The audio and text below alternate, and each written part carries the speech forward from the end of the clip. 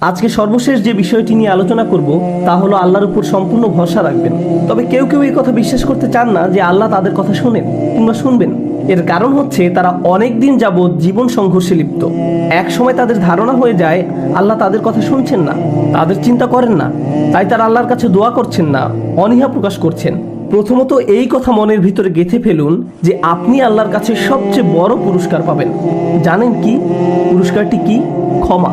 এই পুরস্কারের মর্ম বুঝেন বা না বুঝেন, আল্লাহর কাছ থেকে ক্ষমা পাওয়া অনেক বড় পুরস্কার। আল্লাহ যদি আপনাকে কিছু দেওয়ার ওয়াদা করেন তাহলে সেটি অনেক বড় পাওয়া।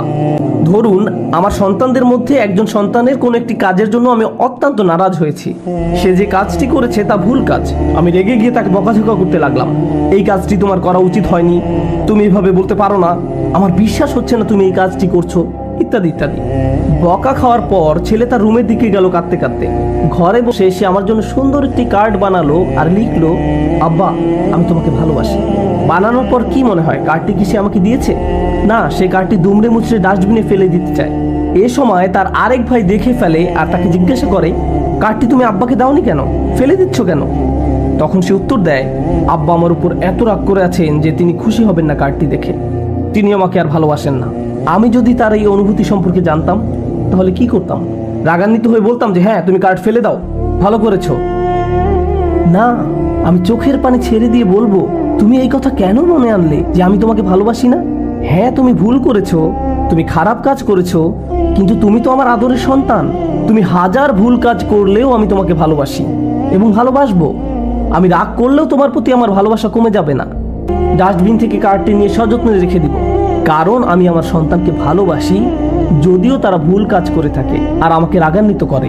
এই হচ্ছে আমার আর আমার সন্তানের মধ্যে সম্পর্ক। এবার বলবো আমার আর আল্লাহর মধ্যে সম্পর্ক। আমিও তো আল্লাহর কোনো কাজ ঠিকমতো করি না, তালগোল পাকিয়ে ফেলি, এতে আল্লাহ রাগান্বিত হন। কিন্তু তিনি কখনো আমাকে বকাঝকা করেননি, আমাকে আকস্মিক বজ্রপাত দিয়ে শাস্তি দেননি, তিনি তো আমাকে দোজখের আগুনে ছুঁড়ে ফেলে দেননি, আমার হার্টবিট বন্ধ করে দেননি।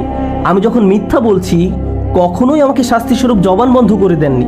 আমি যখন হাত দিয়ে হারাম কিছু খেয়েছি আল্লাহ আমার হাত অচল করে দেননি। আমি যখন চোখ দিয়ে হারাম কিছু দেখছি আল্লাহ আমাকে অন্ধ করে দেননি। আল্লাহ ক্রমাগত তার রহমত দিয়েই যাচ্ছেন, আর আমি রহমত পাওয়ার পরও বলে যাচ্ছি আল্লাহ আমাকে আর ভালোবাসেন না। তিনি আমাকে ভালোবাসতেন, কিন্তু এখন যেহেতু আমি খারাপ হয়ে গিয়েছি ভালোবাসাটা আর নেই, তাই আল্লাহর কাছে দোয়া করার কোনো কারণ খুঁজে পাচ্ছি না। মনে রাখবেন আল্লাহর মতো কেউ আপনাকে ভালোবাসবে না।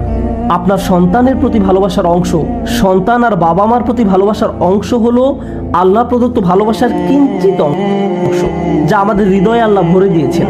আপনি কাউকে ভালোবাসা প্রদর্শন করতে পারেন না, আপনার সন্তানের প্রতি ভালোবাসার বহিঃপ্রকাশ আল্লাহর কারণেই হয়েছে। এটি আল্লাহর পুরস্কার। চিন্তা করুন, যদি আল্লাহর দুইটি সৃষ্টির মধ্যে ভালোবাসার পরিমাণের ব্যাপকতা এত অল্পের মধ্যেও এত বেশি হয়, তাহলে আল্লাহর ভালোবাসার ব্যাপকতা কত বড় আর কত গভীর। এই ব্যাপারে কারো মন্তব্য শুনবেন না। যারা এটা দৃঢ় বিশ্বাস করে আল্লাহ আর তাকে ভালোবাসেন না, এক্ষেত্রে ইন্ধনদাতা হচ্ছে শয়তান। শয়তান এই কথাটি বিশ্বাস করে। শয়তান আল্লাহর কাছে ক্ষমা চায় না, কারণ সে তার শাস্তি মাথা পেতে নিয়েছে। আপনি যদি আপনার জন্য মেনে নেন তাহলে আপনি কার পদাঙ্ক অনুসরণ করছেন সেটা একবার চিন্তা করে দেখুন। আদম আলাইহিস সালাম জান্নাতে ছিলেন, জান্নাতের মতো আরামদায়ক স্থান আর কি কোথাও আছে? তিনি যখন ভুল করে ফেললেন আল্লাহ তাকে শাস্তিস্বরূপ পৃথিবীতে পাঠিয়ে দিলেন।